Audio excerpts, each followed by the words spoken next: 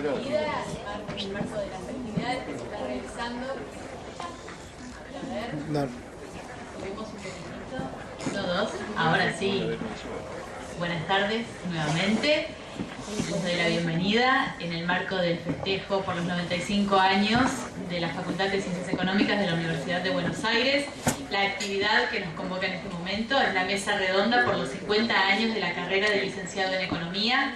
Nos acompañan el doctor Arturo O'Connell, es economista egresado de la Universidad de Buenos Aires, doctorado en Cambridge, tiene una larga trayectoria docente en la Universidad de Oxford, Flaxo y la Universidad de Buenos Aires. Trabajó para las Naciones Unidas y para la Cancillería e integró el directorio del Banco Central entre 1986 y 1988. También se encuentra el doctor Jorge Katz, doctor en Economía de la Universidad de Oxford y licenciado en Economía Política de la Universidad de Buenos Aires, profesor visitante en la Universidad de Yale en los Estados Unidos y en la Universidad de Sussex en Inglaterra. Fue director de la División de Desarrollo Productivo de CEPAL, actualmente es profesor de Desarrollo Económico en la Universidad de Chile y en la Universidad de Buenos Aires. En 1996 recibió el CONEX de Platino en la disciplina de Desarrollo Económico. También se encuentra el doctor Norberto González, contador público nacional, recibido con diploma de honor en la Facultad de Ciencias Económicas de la Universidad de Buenos Aires, obtuvo el título de Master of Science de la Universidad de Londres. La Facultad de Ciencias Económicas de la Universidad de Buenos Aires le otorgó el título de doctor en Ciencias Económicas. El coordinador de esta mesa es el licenciado Bernardo Kosakov. Bueno, hola, buenas tardes. Muchas gracias por la presencia de todos ustedes. Y la verdad que estamos en un día de fiesta y es bueno estar en un día de fiesta. Hoy tenemos el privilegio de tener a tres personas de una calidad humana notable y que creo que nos pueden transmitir cuál era el clima, cuál era la expectativa, qué estudiaban, a quién leían, qué pensaban que podía ser el aporte de la carrera de Economía para tratar de tener un país en el cual generemos un mayor bienestar general. Bueno, vamos a dar 15 minutos a cada uno, tenemos que abandonar este lugar a las 7 menos 5 y vamos por orden alfabético, así que empezamos por Norberto González.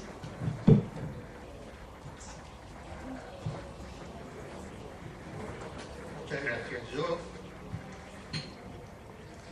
siguiendo una vieja costumbre, escribí unas páginas y por lo tanto voy a semi-leer o semi-hablar. Espero que ustedes se encuentren apropiados para la reunión lo que yo preparé. En primer lugar, agradezco muy sinceramente la invitación. Esta es la primera vez en una buena cantidad de años que no estaba en la Facultad de Ciencias Económicas y también hacía mucho tiempo que no veía a muchos viejos o antiguos colegas y amigos a los que aprecio, de modo que estoy contento por esa razón.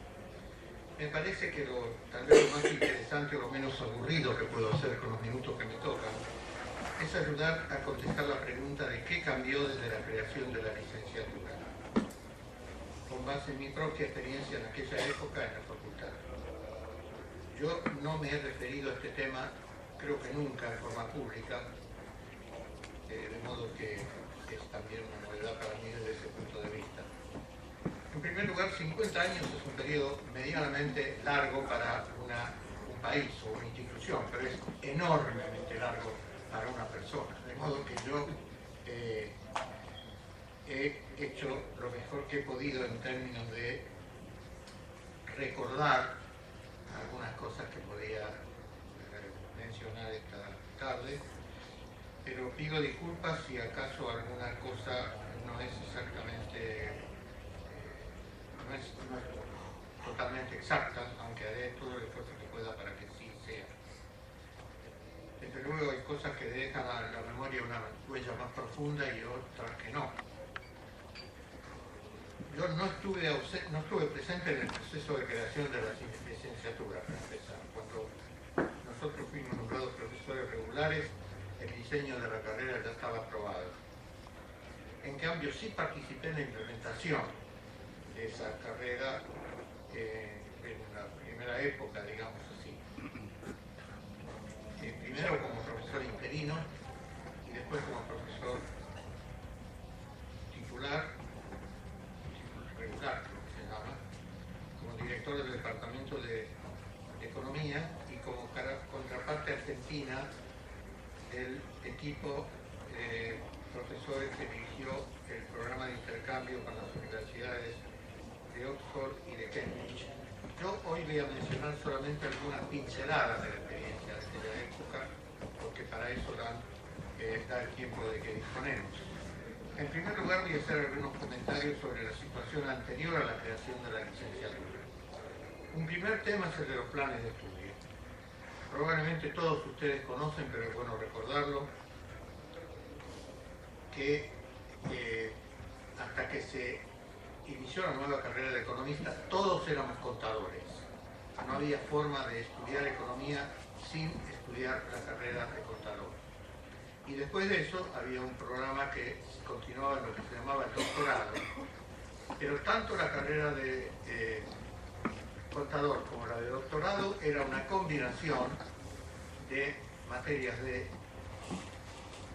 derecho, una buena cantidad, de contabilidad y también de economía. La economía no se llevaba a la parte más destacada, de modo que la formación de economista no era muy sistemática. Había algunos muy buenos profesores en la economía. El Previch estuvo enseñando aquí en esta facultad hasta fin de los años 40, yo fui alumno de él en esa época. Él dictaba una materia que se llamaba dinámica económica y las clases de él siempre eran interesantes porque era una personalidad interesante. Eso por una parte. Por otra parte, recuerdo el viejo libro o antiguo libro de Raúl Roque Gondra, que tenía un apéndice matemático escrito por Barral Souto. No sé si ustedes conocieron a Barral Souto, era un profesor muy talentoso, me parece a mí, que además del apéndice matemático del libro de Gondra, había escrito, según decían, un artículo que Leontiev, cuando estuvo aquí en la facultad, dijo que era el antecedente más directo que conocía de la programación lineal. Barral era una persona realmente inteligente, de mucho talento, y muy interesante para conversar con él, por cierto. En cuanto a material de estudio, bueno, teníamos el libro de Gondra y en el resto teníamos algunos libros que no tenían muy alto nivel académico y teníamos apuntes de clase.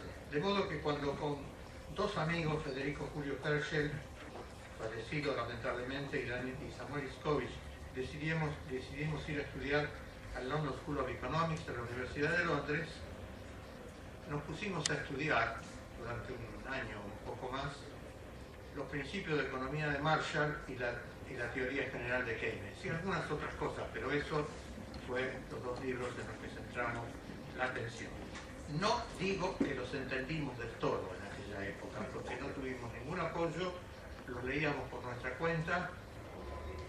Yo no estoy seguro de que en aquella época entendí del todo de qué se trataba lo de las economías y las economías externas, pero lógicamente en Londres sí terminamos de entenderlo. Para solucionar, no se estudiaba, no se leían artículos en general, no había artículos, y por lo tanto uno leía la economía congelada en un periodo anterior que podía ser de 10 años, de 30 años o de 50 años. Con algunos colegas y amigos tomamos la iniciativa de crear una revista de desarrollo económico que estaba destinada a dos cosas. Primero, a dar una oportunidad de escribir a gente que no tenía la oportunidad de escribir sobre temas de teoría o temas de economía aplicada orientados al interés de un economista argentino. Y en segundo lugar, a traducir en la revista algunos artículos que a nosotros nos parecían importantes para los alumnos de la carrera y para los graduados de la carrera, de modo que leyéramos algo más que los apuntes y alguno que otro libro de texto argentino. En cuanto al conocimiento de idiomas, era, yo diría, bastante pobre. Como ustedes recuerdan, el conocimiento de idiomas se adquiría en la escuela secundaria. En el comercial, que se llamaba, había la mitad de divisiones de inglés y la mitad de divisiones de francés. A mí me tocó francés. De modo que cuando yo me dispuse a ir a estudiar a Londres, no sabía ni decir good morning, nada, cero. Y por lo tanto me tuve que poner a estudiar lo mejor que pude en el Instituto Cultural Argentino Norteamericano, un poco más de un año, 1 hora y media por día de clase. Aprendí inglés, pero avancé bastante, pero no sabía inglés cuando llegué a Londres. Es decir, entendía más o menos las clases magistrales, los lectures que se dicen, sí las entendía porque eran de buen inglés y bien pronunciadas.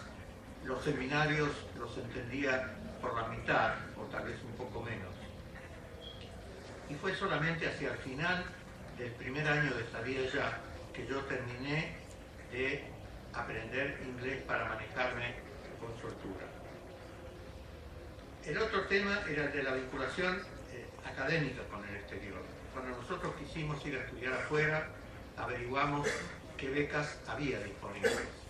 Fuimos a una dependencia del gobierno, que no sé si era del Ministerio de Relaciones Exteriores o de Economía, que quedaba en la calle Austria, que era la encargada de canalizar las becas del exterior. Y preguntamos qué becas nos podían aconsejar. Nos dijeron que no podían aconsejarnos ninguna porque no había, o por lo menos ellos no las conocían. Y las becas del British Council eran para médicos, físicos, químicos o personas que estudiaban ciencias duras, no para economistas. Por lo tanto, tuvimos que ir con nuestros propios ahorros. Yo viví con 80 libras por mes en Londres, todo incluido, incluyendo la matrícula de la universidad, la ropa, me compré una camisa y la usé todo el tiempo que estuve allá, y así por el estilo. De modo que no había apoyo para estudiar en el exterior. En segundo lugar, quiero hacer algunos breves comentarios sobre la creación de la licenciatura y del programa de intercambio. En primer lugar, tengo que decir que la creación no fue brusca, es decir, no se creó en un solo día o en un solo mes. Por lo menos esa es la recolección de ideas, el recuerdo que yo tengo. Yo no participé en la creación y por lo tanto puede que mi conocimiento sea equivocado. Pero yo creo que hubo una serie de actividades en la facultad, antes, durante y después de la creación, que no solo fueron iniciativas de las autoridades de la facultad y del decano en particular, sino que fueron iniciativas de profesores, inclusive de alumnos individuales o en grupos, que organizaban seminarios o cursos que trataban de cubrir lo que la facultad no nos había dado. Se discutían artículos seleccionados o capítulos de libros, cosas que nos parecían que eran deficiencias de es decir, no solo yo, sino más que yo, la gente que tomaba las iniciativas, cosas que parecían deficiencias de la formación.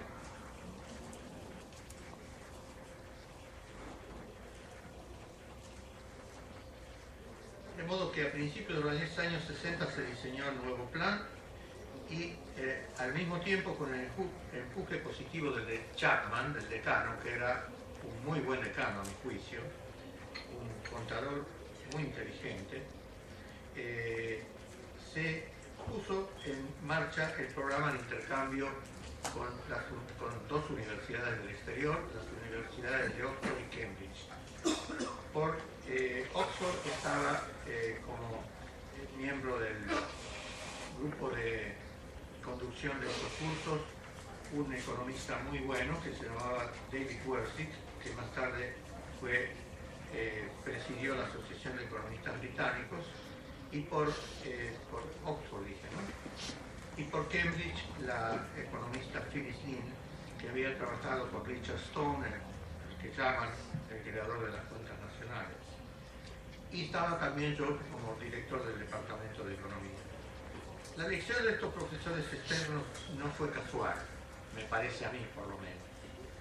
había gente que compartía la idea, yo era uno de ellos, que compartíamos la idea de que había que evitar que los alumnos fueran formados en una sola escuela de pensamiento, escuchando una sola campana. Y en particular, algunos de nosotros le disparábamos a la campana de Chicago, que ya en aquella época era muy popular, y que sin perjuicio del respeto intelectual que uno le tiene que tener, nos parecía que tenía un enfoque demasiado unilateral y por momentos hasta un poco rígido.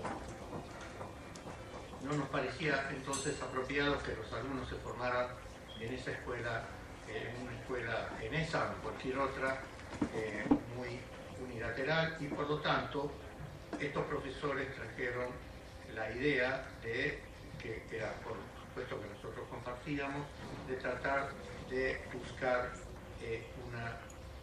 un equipo de profesores que fuera bastante amplio en sus enfoques y en sus ideas.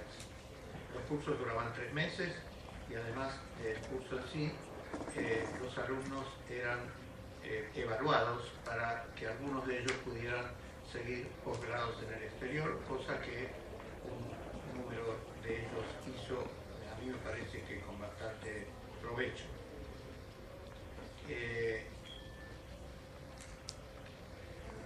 Bueno, yo creo que se me acabó el tiempo, pero quiero decir que yo, estos breves comentarios que hice no son ni suficientemente profundos ni suficientemente sistemáticos. No espero que vayan a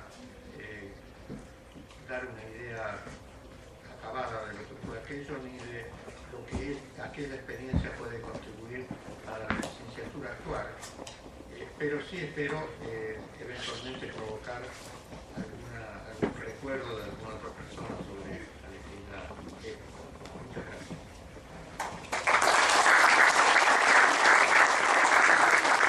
Roberto, seguís vos.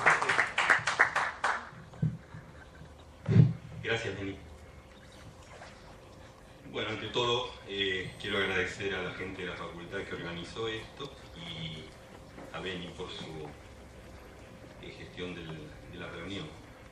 Estas experiencias siempre tienen algo de dulce y de agres. Es decir, es como cuando uno se sienta a ver fotos viejas de la familia. Es decir, por un lado, despierta mucho cariño, mucho recuerdo, mucha emoción, y por otro lado, uno encuentra el paso irremediable del tiempo. Es decir, y las fotos son una mezcla de ambas cosas. Es decir, de épocas muy dulces, muy recordadas, y al mismo tiempo de los años que han pasado desde las fotos. Debo decirle que me pasa lo mismo en esta oportunidad. Tiene algo de dulce y algo de agres. Al revés de Norberto no preparé nada. Es decir, simplemente voy a hablar un poco de lo que me fue surgiendo esta tarde cuando pensaba en la reunión de hoy. Creo que lo primero que quiero hacer es poner en contexto. Argentina tiene esa peculiaridad de que es un país que en épocas despierta enormes expectativas, de que tiene un futuro esplendoroso y que después frustra esas expectativas con caídas que son difíciles de comprender. En el momento que se crea la facultad, Argentina vivía una época de gran esplendor intelectual, es decir, una época de el mundo en realidad, es decir, recién había ocurrido la Revolución Cubana, es decir, una de las cosas que me impactó en esta facultad fue la avenida del Che, en la reunión en la cual había gente en las paredes y en el techo. Es la época de la Alianza para el Progreso, es la época en que efectivamente el contexto parece ser el de un mundo dinámico que tiene poco que ver con el mundo en que vivimos hoy, es decir, con la sensación de incertidumbre y de amenaza con la que uno vive en el momento de hoy. En ese contexto, estudiar economía era un voto de fe, era porque uno estudiaba economía para funcionar en el sector público. Es decir, uno no estudiaba economía para trabajar en una transnacional a la vuelta de la esquina, sino porque de verdad vivíamos en un mundo que estaba en pleno proceso expansivo y la carrera de economía prometía de verdad una inserción interesante en un proceso dinámico en el cual Argentina estaba inserta. Es la época en que empezamos a crear una industria automotriz, es la época en que Frondizi habla de empezar a sacar petróleo. O sea, es un país que se enfrenta a un cierto dinamismo que, como les digo, muchas veces ha ocurrido en la historia argentina y han terminado en frustraciones. En ese contexto, la primera camada que entra a la facultad, de la cual me siento orgullosamente miembro, tiene algunos nombres de gente que quiero recordar en la tarde de hoy. Miguel Sidrausky, Héctor Diegues, Oscar Brown, Alberto Sojit. Ninguno de ellos cuatro están hoy entre nosotros. Pero cada uno de esos cuatro, les puedo asegurar, tienen un lugar perfectamente claro y perfectamente definido dentro de mi corazón. Con los cuatro tuve oportunidad de cursar materias en sucesivos momentos de la carrera. Y de cada uno de los cuatro guardo semblanzas increíbles. Miguel Sidrausky era lo más parecido en el contexto de Buenos Aires a Woody Allen en Nueva York. Era el típico judío de Buenos Aires, viviendo en la calle Camargo, obsesivo por lo que estudiaba, capaz de ponerle 20 horas al libro de Patinkin, y si a las 20 horas uno de nosotros decidía levantarse, lo miraba mal. Es decir, se molestaba de que alguien tuviera la necesidad de dormir un rato. Salimos casi todos juntos al exterior. Hablábamos muy poco inglés, como dice Norberto. En el prólogo del libro de Miguel, que es un libro realmente importante porque en el 56 Solow Swan escriben el modelo neoclásico de crecimiento. Ese modelo no tiene moneda y la inquietud de Miguel fue ponerle moneda al modelo neoclásico de crecimiento, fue ponerle un sector monetario. Y efectivamente es una contribución importante de alguien sumamente joven en ese momento en la historia de esta profesión y de esa disciplina que era crecimiento económico. El prólogo de ese libro lo escribe Milton Friedman. Y Milton Friedman dice: la verdad que a este señor no lo reconocí durante todo el semestre mientras hice clase porque nunca abría la boca, porque no sabía inglés. Pero cuando entregó el primer examen, lo mandé a llamar para ver quién era, porque el examen estaba lejos por arriba de cualquier otro examen de la clase. Y ahí empezó la carrera de Miguel. Es decir, y Miguel hizo una carrera absolutamente espectacular. Terminada su formación en Chicago, inmediatamente recibió la oferta en MIT y Miguel era uno de esos personajes que, de no haberse frustrado muy temprano su vida personal, ciertamente hubiera llegado muy lejos en la historia de esta disciplina. Héctor Diegues vivía en la calle Osaka, a 4 cuadras de la cancha de Ferrocarril Oeste. Y recuerdo tardes y tardes y tardes de domingo, estudiando con Héctor y escuchando los goles en la cancha de Ferrocarril Oeste, y yo diciendo: ¿por qué estoy acá? Que si la tarde es maravillosa y podría estar haciendo otra cosa. Héctor realmente era otro personaje de un calibre humano y de una profundidad en su pensamiento. Era la época en que la profesión discutía factor reversals, Cambridge England versus Cambridge Massachusetts. Y Héctor tiene algunos papers hechos en esa época sobre este tema del factor reversals realmente espectaculares. Hay uno en la revista de México, en el trimestre económico de México, que es de una rigurosidad fenomenal. Oscar Brown era otro personaje. Oscar Brown era quien llegaba a los exámenes y se juntaba con nosotros, siempre sacaba 10, por supuesto, y cuando uno le preguntaba ¿qué estudiaste?, Oscar se encogía de hombros y decía: nada, leí el diario. Y la verdad, había esa mezcla de timidez, de arrogancia, de enorme capacidad de percepción. El artículo de él con el Primillac sobre la economía argentina es un artículo que hizo mucho ruido en muchos momentos, está publicado en un Economic Journal. Es un artículo importante y marcó una línea de pensamiento durante bastante tiempo. Y el otro es Alberto Sojit. No voy a seguir en esto porque se me va a ir todo el tiempo. Junto con ese primer grupo de gente que de verdad dejó una marca importante en mi corazón, estaba Ernesto Cris, que está por acá, estaba Oscar Altimir, estaba Morris Teubal, es decir, mucha gente que en ese momento fue la primera camada que entramos a la carrera. Reconozco que había otra gente que ya estaba, como por ejemplo Arturo, y a los cuales conocimos ya acá dentro, si no los conocíamos de afuera, por lo menos yo.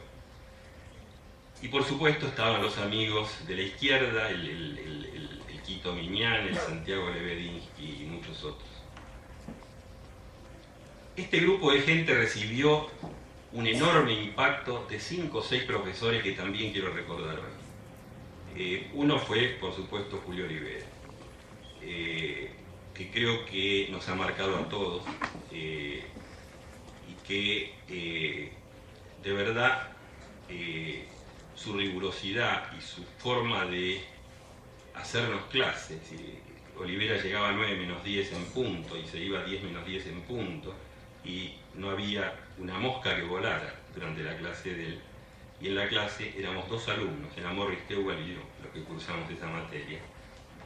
Y nos dio patinkin ida y vuelta en todo lo que a ustedes se les pueda ocurrir, a 2 alumnos en clase, con una dedicación y con una meticulosidad absolutamente impagable. Rosa Kuzminski estaba en esa época, haciéndonos micro. Por supuesto estaba el infalible Guido Di Tella. El Guido de su primera reencarnación, la verdad que el Guido de su segunda reencarnación en torno a Menem no lo conozco. Y cada vez que trato de poner su nombre en mi disco duro, salta y mi disco duro no lo lee, si no lo percibe. El Guido de aquella época era un personaje increíble. Es decir, hacíamos el curso de desarrollo con él, decidimos estudiar John Robinson todos juntos, la acumulación de capital. Cada uno tenía que preparar un capítulo y venir a las discusiones. Y de verdad, el cariño y la dedicación de Guido en esas reuniones era absolutamente espectacular. El otro era Alberto Fracchia. Yo nunca conocí un profesor que me citara el domingo a la mañana en su oficina para hacer clase. Y no lo volví a conocer salvo Alberto Fracchia. Fracchia estaba en el CONADE y si uno no iba el domingo a la mañana a clase, era reprimido. Y de verdad era reprimido. Es decir, la posibilidad era perder el curso si uno no estaba el domingo a la mañana en su oficina en el CONADE para hacer clases sobre cuentas nacionales. En fin, estos son los recuerdos que tengo de esa época. Un elenco de alumnos, compañeros míos, de los cuales guardo un enorme afecto. Un grupo de profesores que se prestó a llevarnos de la mano hasta que cada uno de nosotros, al revés de lo que cuenta Norberto, cuando terminamos había becas para todos. Y en el momento, porque llegó la Fundación Ford, éramos 10. Y yo recuerdo una conversación con Guido donde me dijo: Jorge, si te vas por 1 año no te firmo la beca, si te vas por 3 te la firmo. Es decir, y de verdad había plata y había lugares para todos. Y les quiero contar una anécdota para que ustedes vean el grado de aleatoriedad que hay detrás de la vida de la gente. En el último año del curso que yo estuve, vino Paul Baran a hacer clase a Buenos Aires. Hizo un curso sobre comercio, me fue muy bien. Y Paul Baran me llamó al hotel, el Hotel Crillon en Santa Fe, no sé, será penal. Y me dijo: ¿y usted qué va a hacer ahora que se recibe? Le dije: mire, la verdad que no sé, pero me interesa mucho John Robinson y la acumulación de capital y qué sé yo. Y me dijo: mire, yo soy muy amigo de Kaleski, le ofrezco escribirle a Kaleski, conseguirle lugar en Polonia y que usted se vaya a trabajar con Kaleski.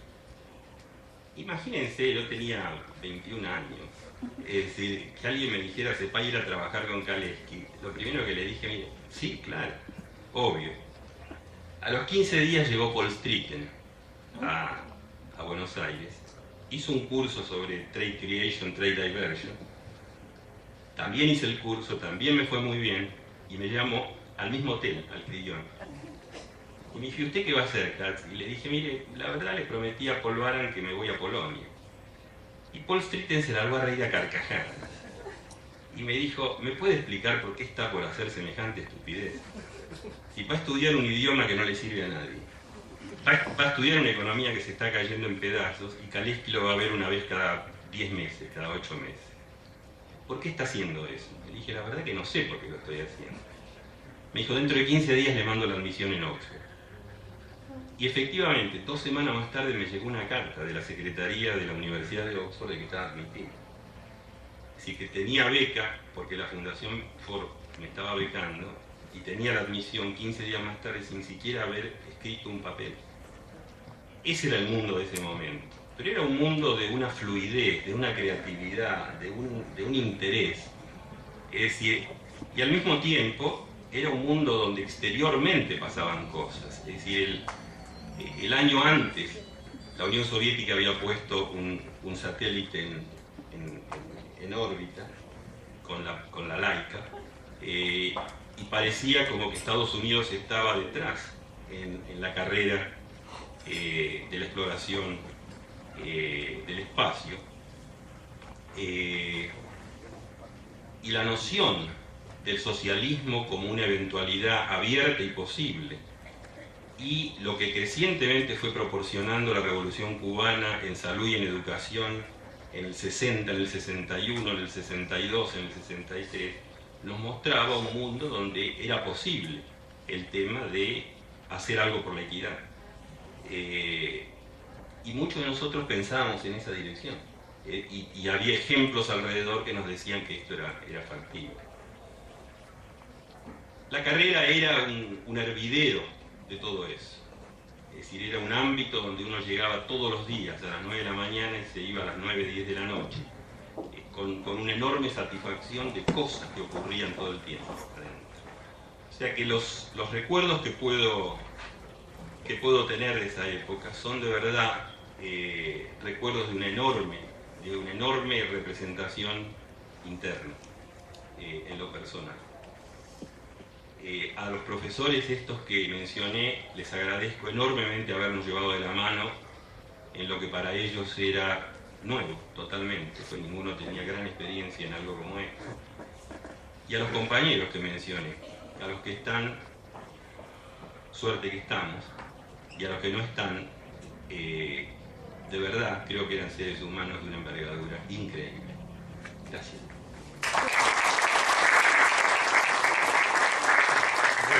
Muchas gracias, Jorge.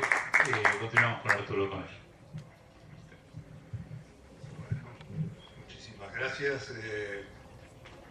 Me encanta la idea de que la facultad haya tenido esta iniciativa de conmemorar los 50 años de la licenciatura que se llamaba Licenciatura en Economía Política. Después se cambió el nombre. Y por cierto formó parte de un plan de estudios en el cual también estaba la nueva licenciatura en Administración, que ayer, entiendo, se ha celebrado también sus 50 años. Un plan de estudios integral. Con la licenciatura en Administración se quería superar, profundizar lo que antes se enseñaba como solamente contabilidad. Pero volvamos a la economía. En realidad, teniendo en cuenta lo que está pasando en estos días en algunas otras latitudes, me hace acordar que siempre yo, que fui miembro de la Comisión de Plan de Estudios y creo que puedo decir pretenciosamente el promotor de que se creara la Comisión de Plan de Estudios y que se creara la carrera de Economía, siento a veces que este es una especie de pecado original. Cuando veo que al revés, que lo que estaba justamente comentando Jorge, en vez de dedicarnos a el bien de la patria, parece que muchos nos hemos equivocado y estamos generando la ruina de nuestra patria y de muchas otras patrias en el mundo. Por eso yo siento también una sensación muy contradictoria. Fue una buena idea la creación de la carrera de Economía.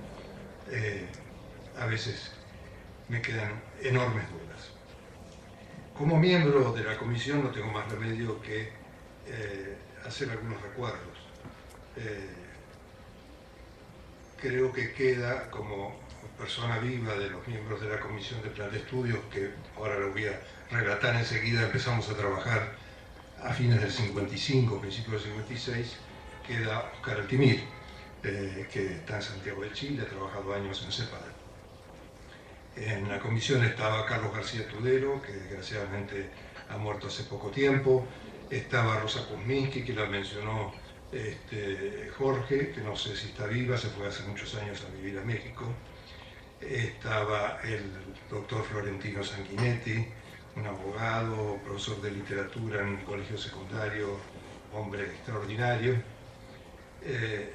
Y estaba Enrique García Vázquez, que fue en algún momento presidente del Banco Central, en el cual no solo trabajé del 86 al 88, como dijeron en mi presentación, sino que estoy trabajando ahora en el directorio desde el 2003 hasta el momento. Puedo olvidarme de alguno, pero estos fueron los miembros más activos de la comisión. Comisión que además empezó a funcionar por una iniciativa muy feliz del decano interventor de fines del 55, Isidoro Martínez, que era el padre de uno de los dirigentes del Centro de Estudiantes.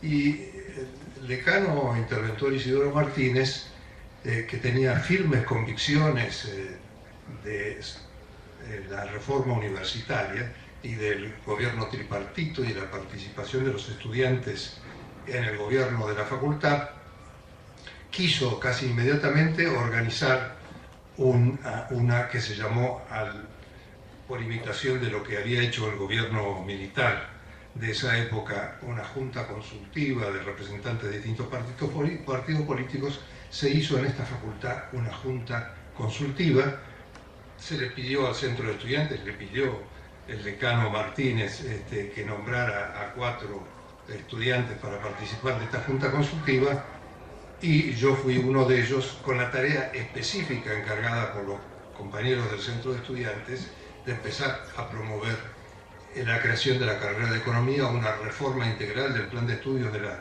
facultad y la creación de la carrera de Economía. Algunas de las cosas que ha dicho Norberto y parte de las que dijo Jorge, en realidad, se refieren a este hueco que se había producido. El alejamiento de Prebisch, que Norberto tuvo la suerte de llegar a conocer como profesor, el alejamiento de toda una generación dejó un grave hueco en la facultad, en esa facultad de principios de los años 50, donde solamente uno puede rescatar la figura de 2 o 3 profesores, y no quiero ser totalmente injusto, pero recuerdo particularmente al doctor Francisco Balsecchi, que después fue decano, una vez creada la Universidad Católica Argentina, fue decano de la Universidad Católica. Yo, por supuesto, participé arduamente y fuertemente en la militancia contra la creación de las universidades privadas, en aquella famosa discusión de laica versus libre, pero de cualquier manera el doctor Balsecchi fue un gran profesor. Fue en aquella facultad que se había ahuecado, digamos, en esos años, fue uno de los pocos en los cuales los estudiantes podíamos encontrar un apoyo y una figura que conocía la literatura económica y daba un excelente curso de microeconomía.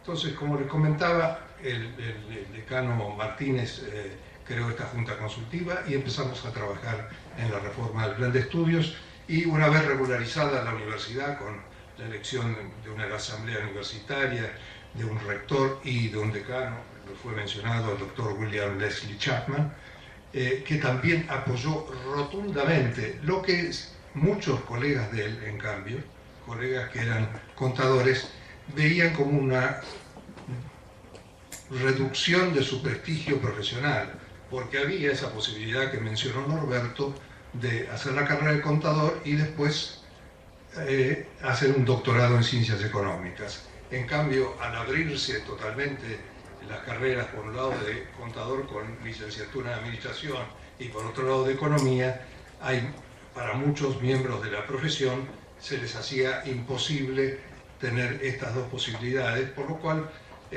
no hubo más de un miembro de la profesión que no vio con buenos ojos esta división de aguas. Sin embargo, Chapman, que era notorio miembro de la profesión, apoyó fuertemente, y esto era parte de una verdadera dinámica universitaria que mencionó Jorge, que acompañaba una efervescencia política. Creo que todos reconocen que esa universidad de fines de los 50 hasta el año 66, hasta el golpe de Estado de Onganía, fue una universidad notable, gloriosa, en la cual se renovó totalmente la universidad en muchos planos, y se logró realmente alcanzar niveles de calidad que eran relativamente desconocidos hasta ese momento. Yo quisiera ahora, pasando la anécdota de cómo se constituyó esta comisión, que siguió trabajando, bien lo decía Norberto, no fue una cosa de un día para el otro. Empezamos a trabajar a fines del 55 y seguimos trabajando durante 2 años largos, ya como consejo directivo de la facultad. Yo no era miembro del consejo directivo, pero continué trabajando como miembro de la comisión de plan de estudios, hasta que finalmente el plan estuvo finiquitado, por lo menos en esa versión de ese momento. Debo decir que en esto entonces confluyeron 2 vertientes. Una vertiente nacional, digamos, que era esta efervescencia política y este impulso de renovación cultural y universitaria que acompañó este periodo de fines de los 50 y principios de los 60. Y también, sin duda, y esto tuvo su influencia, y voy a contar alguna cosa específica sobre esto, hubo a nivel, no sé si mundial, pero a nivel de América Latina y también de países de Europa Occidental, cosa que he conversado con colegas de algunos de esos otros países, un movimiento hacia lo que podríamos llamarle, entre comillas, la modernización de las ciencias sociales. La UNESCO publicó una serie de estudios del estado de la enseñanza de las distintas ciencias sociales en el mundo, entre otros uno sobre economía, y donde esta modernización, por cierto, tenía muchísimo que ver con una anglosaxificación, digamos, de la enseñanza de la economía y del cultivo de la ciencia económica. Y fue así como, en realidad, una parte importante del trabajo que hicimos obedeció a la generosidad de un notable economista, el profesor Edward Chamberlain, el creador de la teoría de la competencia imperfecta ya en los años 30, notable profesor de la Universidad de Harvard, a quien yo, joven estudiante, le escribí y le dije que estábamos en este trabajo y si nos hacía la gentileza de mandarnos programas de la Universidad de Harvard. Y este profesor, a este ignoto joven estudiante de este remoto país, tuvo la gentileza de mandar un alto así de programas, como se hacía en aquella época, pre-Xerox, etc., en aquellos mimeógrafos con tinta violeta. Que por cierto, esos programas en algún momento se los di en préstamo a Mario Broderson, que desgraciadamente no está con nosotros hoy en día, al que se le traspapelaron estos programas y nunca más los vi. Pero bueno, de cualquier manera los usamos fuertemente.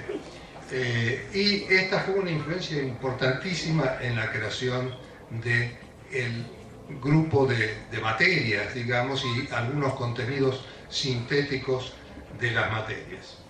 ¿Qué pasó después? Bueno, después empiezan influencias y reinterpretaciones, ¿no es cierto?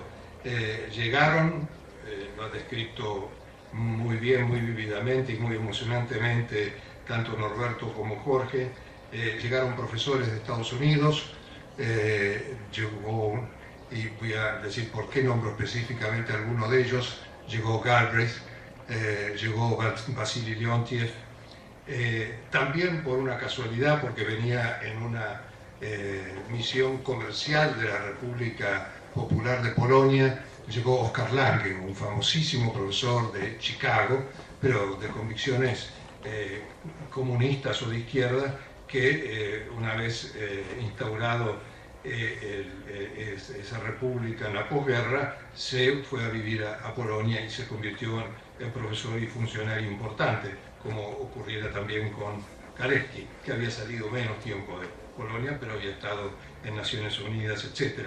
Descubrimos en el diario, un compañero de estudios y yo, que Lange estaba entre 4 o 5 miembros de una misión comercial, lo fuimos a ver al Hotel Plaza, otra vez la grandeza de un gran hombre, dijo que cómo no, que venía a dar una charla a la facultad, le hablé a Chapman estuvo de acuerdo, y así tuvimos también a Oscar Lange acá como visitante a título personal. Y después hubo todo este proceso de estos seminarios en los cuales vinieron profesores de Oxford, de Cambridge y algunos otros. Yo quiero recordar que hubo un mini intento de salir de la anglosificación, que fue la llegada del señor Gaëtan Proulx, que era director de una escuela de formación de funcionarios de gran nivel en París, con el cual yo personalmente trabé bastante amistad, y varios conocidos y amigos míos fueron después a estudiar a esta escuela,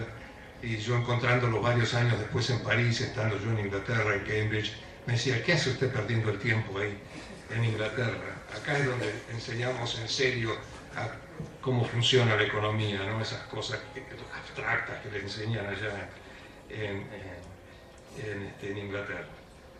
Por supuesto que creo que es imprescindible volver a decir lo que fue la influencia de Julio Olivera.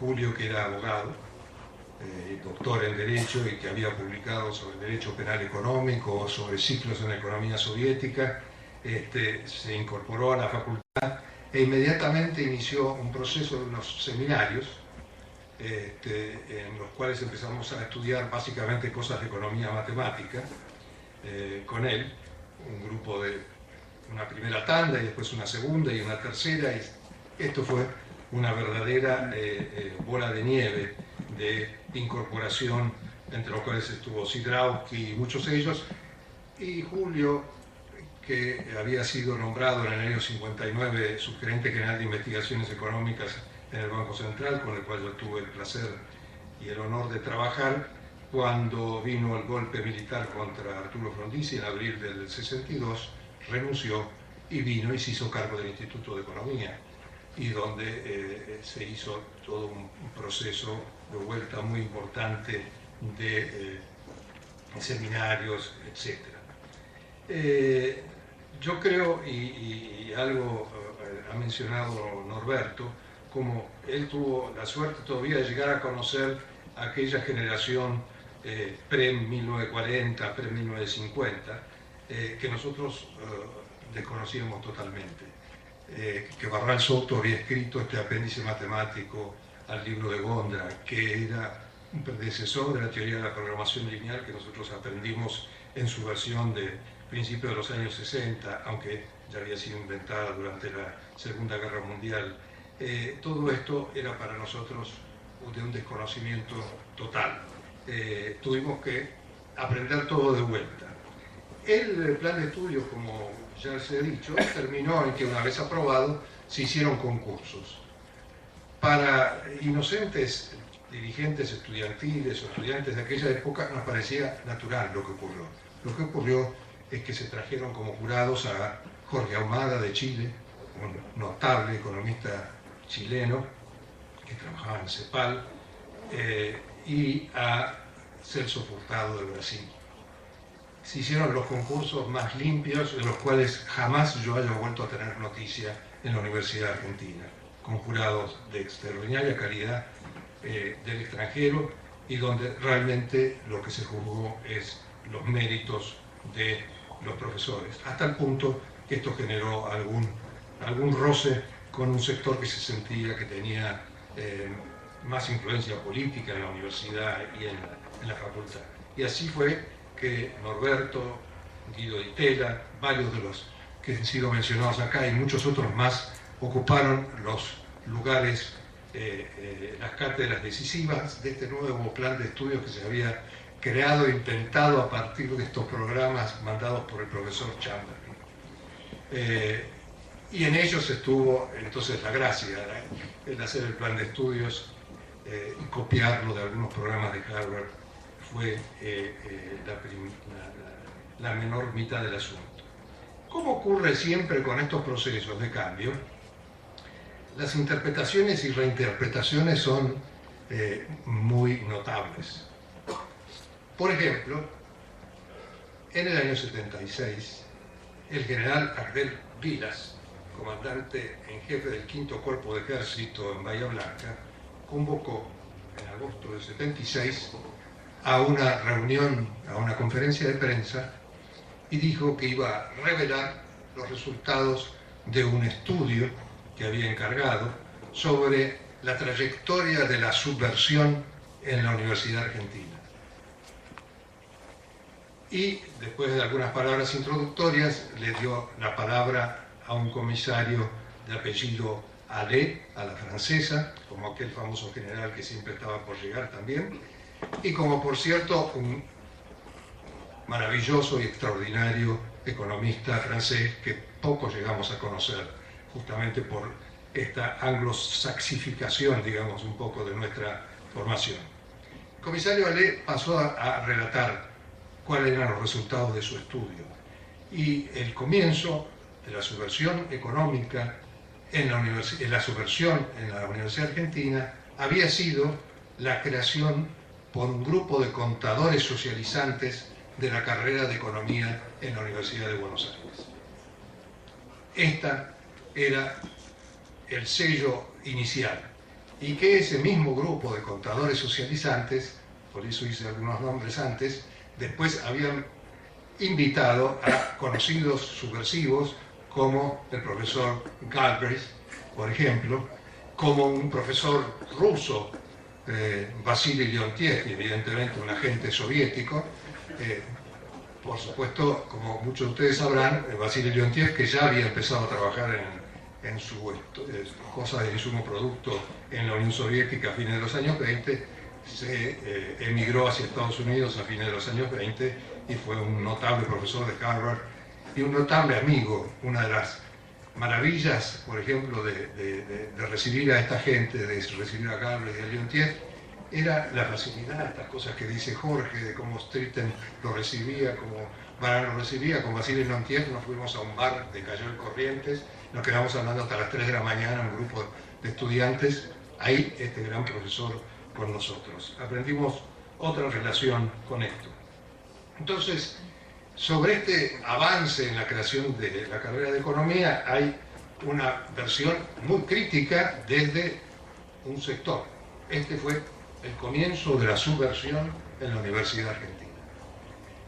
Están las otras críticas, muchos de los que sobre todo se comprometieron con la visión dependentista, que así como criticaron las teorías desarrollistas de CEPAL, etcétera, y se plegaron más bien a distintas formas de lo que se puede llamar la teoría de dependencia, empezaron a criticar también esta carrera de economía que habíamos creado por ser muy de derecha, ser muy pro Estados Unidos, que el grueso de los estudiantes se habían ido a formar a Estados Unidos, aunque algunos acertadamente también a Cambridge Oxford, como yo tuve la suerte de hacerlo, pero vi al Consejo de Investigaciones Científicas y Técnicas de la Argentina, que fue otra creación de este renacer del trabajo universitario en fines de los años 50. El Consejo de Investigaciones se creó en el año 58 y fue dirigido muchos años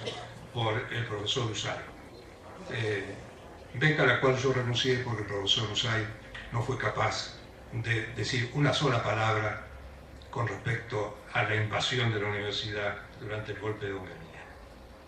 Así que tenemos un producto, la carrera de economía política, como se llamó, no sé bien porque yo me fui muchos años del país, en qué momento se la pasó a llamar de economía solo.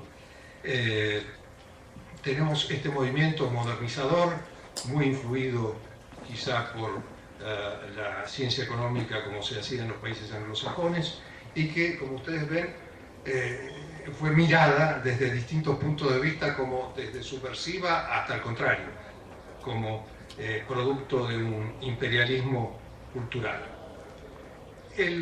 Los pasos siguientes, en los cuales yo ya en parte participé, en parte no, nos llevan al regreso de la democracia y bajo otro signo en esta facultad, que yo diría que es, perdón para aquellos que sí siguieron tratando de enseñar algunas otras cosas, la continuidad de algo que se impuso mucho durante el gobierno militar de los 70, que fue lo que los franceses sobre todo han dado en llamar el pensamiento único. Esta facultad, con algunas gloriosas excepciones, pasó a ser una facultad que promovía una sola manera de ver las cosas, un solo pensamiento, del que finalmente, y por impulso precisamente de Julio Rivera, hacia el año 2000, se produjo un intento de reacción. Ese intento de reacción fue el que el mismo Julio llamó el Plan Fénix, que era responder frente a la realidad económica y a la política económica de los años 90, que estaba justamente marcada por ese pensamiento único, y por una personalidad un poco peculiar que era la del ministro Cavallo, además del pensamiento único, responder a eso desde un punto de vista más amplio. Y así fue como en septiembre del 2001 se lanzó el Plan Fénix en esta facultad, en una fecha un poco infausta, el 6 de septiembre, infausta por los recuerdos del 6 de septiembre de 1930, y donde en la facultad se produjo una reacción que continúa, en la cual se intenta justamente abarcar y entender los problemas de la realidad económica argentina desde puntos de vista más variados que los que se habían impuesto desde los 70 en adelante. Esta ha sido un poco la trayectoria, esta ha sido un poco la historia concreta de cómo se organizó el nuevo plan de estudios de economía, y esto es el placer mío de estar con ustedes hoy acá y rememorar este trabajo y subrayar que una parte importante de esto fue producto del gobierno tripartito, fue producto de la participación de los estudiantes. Fuimos nosotros, los estudiantes, el centro de estudiantes, el que empujó que hubiera una carrera de economía, el que empujó que hubiera una renovación profunda de esta facultad, que empujó que hubiera esos concursos limpios. Yo fui miembro de los jurados como representante estudiantil. Fue realmente una revolución en la cual, sin embargo, fuimos acompañados por algunas de las personas que fui nombrando, y en particular por estos dos grandes decanos, el decano Martínez y el decano William Leslie Chapman, después muy criticado en los 70, entiendo yo, aunque yo no estaba en el país, por los extremos prodependentistas de los años 70, que lo calificaron de todas las cosas horribles que se puede calificar a una persona. Gracias.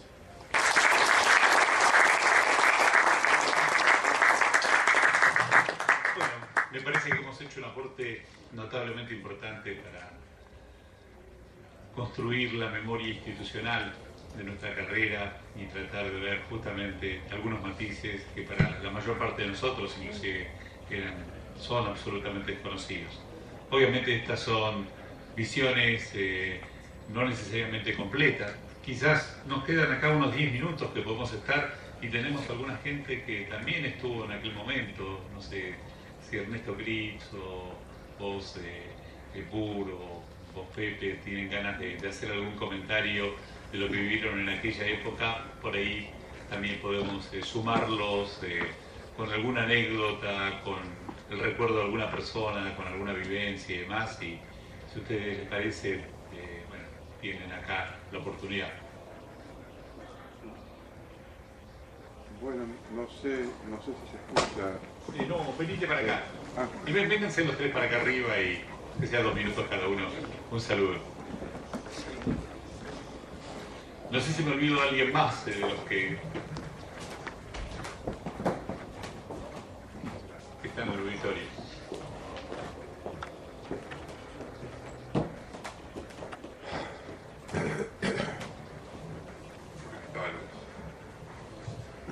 Me conmovió mucho así esto que acabamos de escuchar.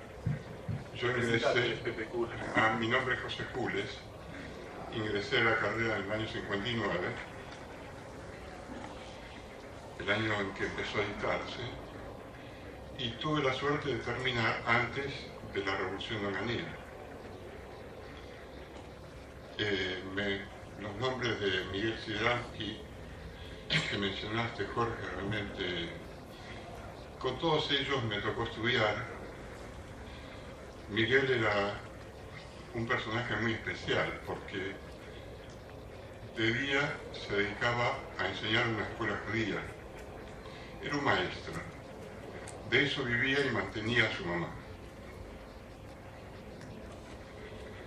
Con Oscar Brown cursamos varias materias y efectivamente era el personaje que mencionaste, porque siempre tenía un acceso de originalidad inesperado. Y yo recuerdo que una vez acá en el bar de la facultad, en la esquina de Uriburu y Córdoba, entró a darme cátedra de cómo había que operar conexiones de compañías automotrices que recién se estaban creando. Y me quedé demudado. Con Alberto Sojiti hicimos tantas cosas juntos, entre ellas preparamos la materia juntos con los Rivera. Un dolor enorme la pérdida de este muchacho. Y por ahí podría agregar algunos amigos más de la época. Yo recuerdo siempre con una sonrisa el grupo IBM. En ese momento decir IBM era Isla, Barrera y Melchior. Era el apellido de tres compañeros que siempre estaban juntos, un poco más grandes que nosotros. Siempre iban y venían juntos. Y yo también quería adherirme a esa imagen que transmitieron acá quienes supieron exponer tan hermosamente esa época, de que estábamos tocando todos los días el cielo con las manos. Las fantasías con que ingresamos en esta carrera, las ganas de cambiar el mundo, de dar vuelta a todo, es solo comparable, en un sentido opuesto, con el hecho de que docentes ya hacia el año 65 en adelante, en varias facultades en economía, llega el golpe de Onganía y toda esa fantasía, todo ese gran mundo interior, toda esa imaginación, todas esas ganas de producir hechos, se tropezó con una Argentina que también descubría yo, al menos en ese momento, que era una pared contra la cual nos dimos las cabezas y nos dieron con las cabezas y nos tiró, nos dejó, a mí por lo menos groggy durante bastante tiempo. Me llevó años volver a incorporarme a la docencia y después me volteó la otra pared todavía mucho más pesada de otro momento y ya la docencia quedó abandonada para mí. Con una pequeña gratificación, hace 2 años creo, me invitan de la Federación Universitaria a un acto que se celebra y me nombran presidente honorario de la Federación Universitaria. ¿Y por qué? Y porque en economía fueron pocos los que renunciaron en el 66. Y usted ha sido uno de los que renunció. Además estuvimos analizando, yo también estaba dando economía de la vivienda en la arquitectura, estaba en introducción a la economía en sociología y renuncié a esos 3 lugares. Entonces, a la vuelta del camino, en ese largo camino, me aparece una situación donde me conmueve gente que no me conoce, gente que nunca antes, pero que se dedicó a explorar, no sé de qué manera, papeles viejos, y apareció, y entonces me ubicaron, y ahí me honraron con esto. Y bueno, valió la pena todo esto entonces. Y con esto le dejo espacio a nuestros otros amigos. Gracias, Pepe.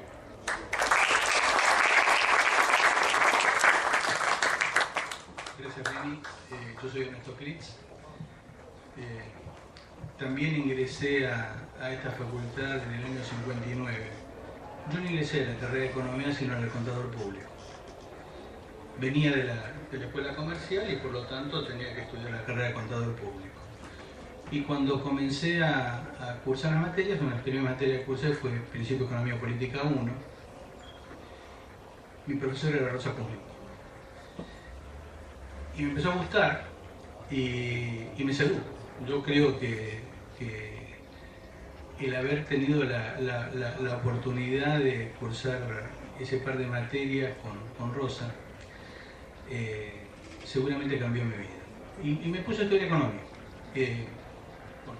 Con ese grupo éramos muy pocos alumnos. Jorge mencionó a varios de ellos, algunos muy brillantes que ya no están, otros brillantes que sí están, acompañados, guiados por un grupo de profesores fantásticos. En una facultad que todavía no se había acostumbrado al cambio. Jorge recordaba algunas historias de Guido. Yo tengo una anécdota que de alguna manera pinta cómo era esto. En la planta baja había una sala de profesores y los alumnos habitualmente no entraban, pero Guido nos citaba a veces y sí podíamos entrar a ese recinto difícil de acceder, que era la sala de profesores. Bueno, era en verano, un día de mucho calor, y yo estaba en remedio. Y bueno, estaba conversando con Guido y se acerca un empleado de la sala de profesores diciendo, le dice a Guido, por lo tanto a mí no me miró, le dice, señor profesor, dice, usted puede recibir alumnos en esta sala pero no en camiseta. Esa era un poco la cosa que había, la renovación que significaban estos profesores frente a una universidad que estaba en proceso de cambio. En realidad era una universidad de excelencia, como decía Arturo, desde mediados de los 50 hasta mediados de los 60 se construyó una fantástica universidad. Nosotros tuvimos la gran suerte de tener estos estupendos profesores. Yo todavía hoy puedo recitar de memoria cómo empieza el capítulo 9 del libro de Patinkin. Que efectivamente lo vimos con Olivera de arriba para abajo, de la izquierda para la derecha, y aprendimos mucho. La tristeza que sentimos cuando Norberto se fue a la CEPAR. Le fuimos a pedir por favor que no se fuera. Por supuesto tenía buenas razones, muy buenas razones para irse, hizo un gran trabajo en la CEPAL y era una vida realmente fantástica la que teníamos. Algunos, como Jorge, como Arturo, se fueron a estudiar afuera. Yo me gradué y en lugar de ir a estudiar me fui a trabajar en Naciones Unidas. Fue mi primer trabajo cuando me gradué y también fue fruto casi de la casualidad. Yo había trabajado en el CONADE cuando lo dirigía Roque Carranza, cuando se produjo el golpe militar de Onganía. A los 30 días me echaron porque yo había sido miembro del centro de estudiantes, había estado en la comisión directiva del centro de estudiantes, entonces me echaron. En esa época estaba gestionando mi título. Yo no tuve la oportunidad de tener una ceremonia de graduación como todo el mundo, porque tuve que ir a hacerlo por ventanilla, porque había una intervención. Y cuando estaba haciendo este trámite por mi título, en la planta baja, cerca de la rotonda, en una columna había pegado un cartelito donde decía que la Organización Internacional del Trabajo estaba formando un equipo para estudiar problemas de empleo en América Latina y el Caribe. Invitaba a presentar solicitudes al respecto. Bueno, tomé nota de eso. Me habían echado del CONADE. Yo había trabajado en CONADE con una misión de la OCDE que dirigía Luis Emery, que era un muy buen experto en recursos humanos. Después fue director del Programa Mundial del Empleo. Bueno, y presenté llené mi formulario y Luis Emerich, que había sido contraparte del OCDE en el CONADE, fue uno de los que avaló mi postulación. Me contrataron por 3 meses para ir a Santiago. Y bueno, en lugar de irme a Cambio, yo me fui a Santiago a trabajar por 3 meses. Bueno, 40 años después sigo trabajando en economía laboral y realmente para mí muy emocionante estar esta tarde aquí. Como decía Norberto, 50 años son quizás no tanto en la vida de un país, muchísimos en la vida de nosotros, pero la verdad es que es como si hubiera sido ayer. Muchas gracias. Bueno, muchas gracias. Ahí en el fondo también está Carlitos Leiva, que podría venir a dar una palabra mientras nos dice algo. No, está Ur también, antes. Y después Carlitos, si querés acercarte. Penny, te agradezco que me pases el micrófono. Yo no tengo mucho que decir. Creo que nuestra profesión es una profesión joven y estamos tornando la vista hacia atrás 50 años y yo prefiero ver los próximos 50 años. Yo también recuerdo profesores imborrables, algunos de los cuales están en esta mesa, el caso de Jorge Katz, el caso del doctor Olivera, que yo he tenido, el caso del doctor Toranzo, ya fallecido, pero sería reiterar aspectos que ya se han dicho y prefiero ceder la palabra a quienes puedan aportar algo más. Bueno, muchas gracias. Dentro de 4 minutos. Creo que quisiera decir en nombre de los economistas que muchas gracias a todos ustedes que han tenido la energía de juntar memoria y creo plantearle a los jóvenes que hay aquí una historia que en definitiva, a pesar de todos los tumbos, a ellos los tiene que haber beneficiado. Yo no, ha habido muchos estudiantes de esta facultad y de otras contagiadas que han producido mucho material. Obviamente la memoria de Miguel Serapi a todos nos hace sentir que tenemos allí nuestro alumno, como todos creo que tenemos en Julio Olivera y Bowen, nuestro profesor. Todos hemos sido sus alumnos y algunos han tenido con ustedes la suerte de ser compañeros de Miguel, otros hemos sido alumnos de Miguel. Pero de cualquier manera ha sido muy lindo verlos a todos y aclaro que no digo más porque soy mucho más joven que ustedes.